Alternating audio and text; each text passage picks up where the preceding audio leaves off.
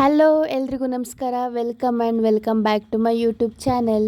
ಮೊದಲನೇದಾಗಿ ಎಲ್ರಿಗೂ ಗೌರಿ ಗಣೇಶ ಹಬ್ಬದ ಶುಭಾಶಯಗಳು. ಪ್ರತಿ ವರ್ಷ ನಾವೆಲ್ಲರೂ ಗೌರಿ ಗಣೇಶ ಹಬ್ಬವನ್ನು ಆಚರಿಸ್ತಾನೆ ಬರ್ತಿದ್ದೀವಿ. ಗೌರಿ ಗಣೇಶ ಹಬ್ಬದ ವಿಶೇಷತೆ ಏನಂದರೆ, ಗಣೇಶನ ಹಬ್ಬದ ಒಂದು ದಿನ ಮೊದಲು ಗೌರಿ ದೇವಿಯನ್ನು ಪೂಜಿಸಲಾಗುತ್ತದೆ. ಈ ದಿನದಂದು ಹೆಣ್ಮಕ್ಳು ಪೂಜೆ ಮಾಡಿ 16 ಎಳೆ ದಾರವನ್ನು ಧರಿಸ್ಕೊಂಡು ಗೌರಿಗೆ ಬಾಗಿನ ಅರ್ಪಿಸೋದ್ರಿಂದ ಅವಿವಾಹಿತೆಯರಿಗೆ ಉತ್ತಮ ಪತಿ ಹಾಗೂ ಮುತ್ತೈದೆಯರಿಗೆ ಸೌಭಾಗ್ಯ ತರುವ ಹಬ್ಬವಾಗಿರುತ್ತದೆ. ಹಾಗೆಯೇ ಗಣೇಶ ಹಬ್ಬವನ್ನು ಎಲ್ಲರೂ ತಮ್ಮ ಜೀವನದಲ್ಲಿನ ಕಷ್ಟಗಳನ್ನು ದೂರ ಮಾಡೋದಕ್ಕೋಸ್ಕರ ಮತ್ತು ಸಂತೋಷವನ್ನು ಪಡೆಯೋದಕ್ಕೆ ಈ ಹಬ್ಬವನ್ನು ಆಚರಿಸುತ್ತಾರೆ. ಆ್ಯಂಡ್ ಇವತ್ತು ಗಣೇಶ ಹಬ್ಬ ಆಗಿರೋದ್ರಿಂದ ನಾನೇ ಮೋದಕ ಮಾಡ್ತೀನಿ ಅಂತ ಹೇಳಿ ಕಲಿತು ಮೋದಕ ಮಾಡ್ತಿದ್ದೆ. ಹಾಗೆ ಪಕ್ಕದಲ್ಲೇ ನಮ್ಮಮ್ಮ ಒಬ್ಬಟ್ಟು ಮತ್ತು ಕೋಸಂಬರಿ ಪಲ್ಯಕ್ಕೆಲ್ಲ ರೆಡಿ ಮಾಡಿ ನೈವೇದ್ಯಕ್ಕೆ ರೆಡಿ ಮಾಡ್ತಿದ್ರು.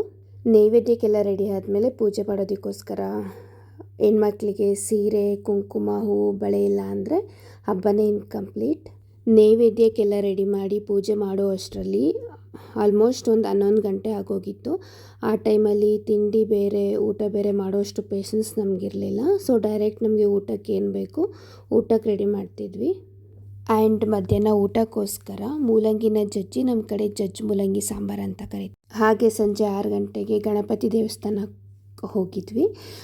ಅದ್ರ ಪಕ್ಕನೇ ಒಂದು ಪುಟ್ಟ ಗಣೇಶ ಕೂರಿಸಿದ್ರು, ಅದು ದರ್ಶನ ಕೂಡ ಆಯಿತು. ಹಾಗೆ ಪ್ರಸಾದ ತಿಂದು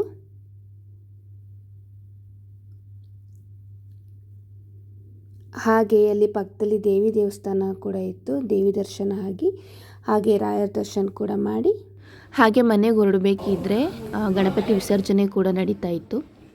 ಏಕದಂತಂ ಮಹಾಕಾಯಂ ಲಂಬೋದರ ಗಜಾನನಂ ವಿಘ್ನನಾಶಕರ್ಮ ದೇವಂ ಎರಭಂ ಪ್ರಾಣ ಮಾಮ್ಯುಹಂ.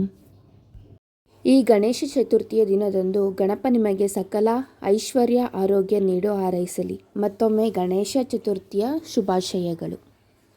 ಐ ಹೋಪ್ ಈ ಮಿನಿ ವ್ಲಾಗ್ ನಿಮ್ಗೆ ಇಷ್ಟ ಆಗಿದೆ ಅಂತ. Thank you for watching.